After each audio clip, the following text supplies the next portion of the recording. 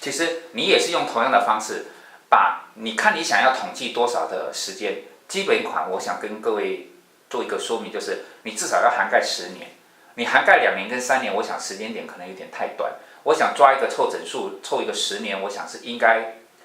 勉强可以接受的一个时间涵盖的范围。你就把每个10年的，反正就是农历年前封关，就是封关日的那一天的指数，你当然一定都会抓得到嘛。那封关指数抓得到之后来讲的话，其实你只要抓就是隔年新春开红盘，就像今天的新春开红盘的开盘价，你把这2个数字来做比对，来讲的话，就是在这10年来讲的话，就譬如是说来讲的话，今年就是你只要在每一年的封关日的收盘的时候，你做一口多单，然后你看看隔年开盘你就把它结掉，就是因为你不要等尾盘，因为尾盘从头到尾的过程中高高低低，你可能觉得你没有办法掌握。那我只想是说，新春开红盘就是指开红盘嘛，它并没有强调说新春一定是以红盘结尾，那是另外一个议题。我们现在只是来讨论，我能不能够在每年的新春开红盘领到一个大红包？对，那你就去统计，在这10年来里面，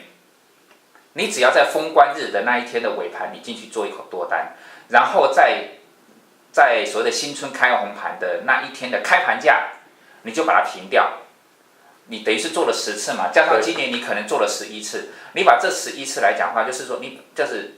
做一口多单，开盘就结掉，不管开盘是涨还是跌，就结掉，你赚还是赔，你就把它结掉。你把这些数字直接统计出来之后，你看看用这样子的方式，10年来你有没有赚到钱，还有你的投资报酬率好不好？如果这样的方式是好的话，可以跟各位讲，以后你就照着做。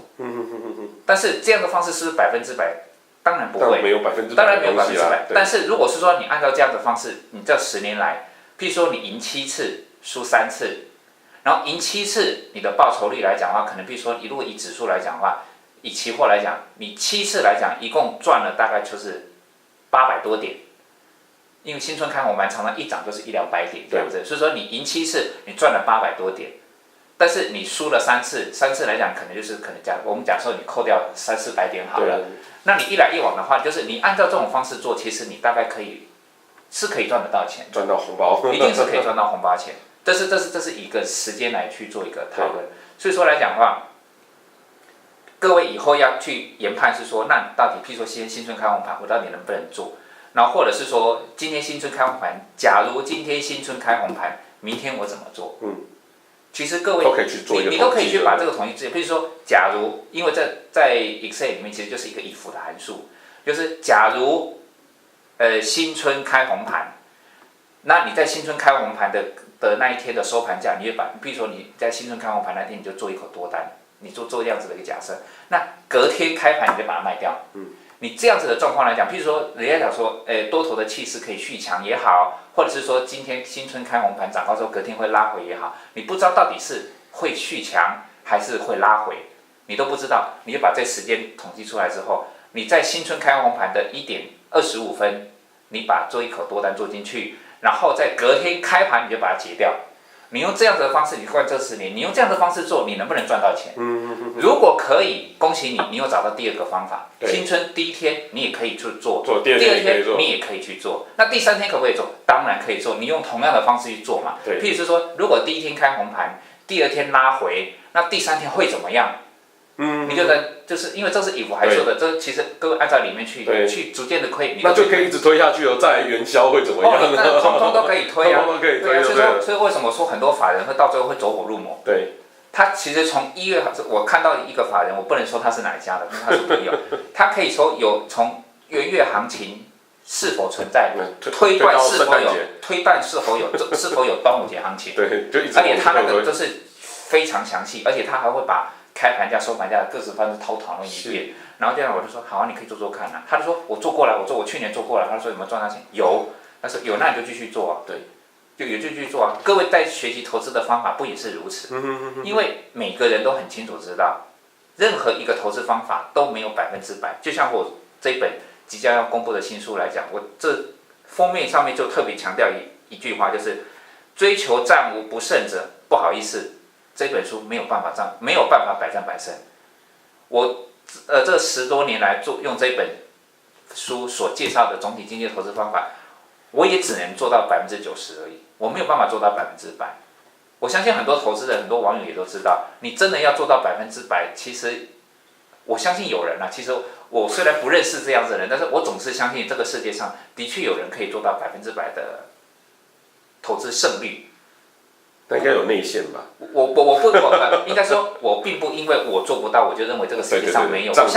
我相信应该会有。对。但是各位如果是说觉得90%的胜率应该是 OK， 那来讲，其实今天